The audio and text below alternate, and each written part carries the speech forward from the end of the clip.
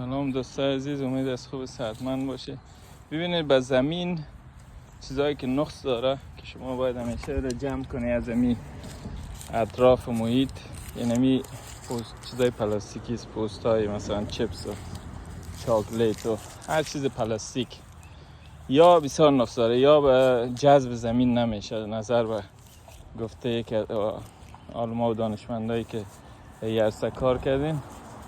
اما مثلا یعنی جای است که سبزه و چیزا رو مثلا شما پاککاری میکنید، سبزه رو قطع میکنید تو چوب و چیزاست، این کدام مشکل نداره. این بالاخره در زمین هم باشه پاک کنید و به دست خودتان است. اگر در زمین هم باشه چوب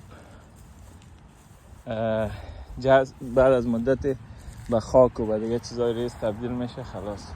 اما چیزی که به زمین نقص داره که میگن حتی تا 10 سال و 20 سال و 5 سال و کم و بیش این جذب نمیشه، اینمی مواد پلاستیکی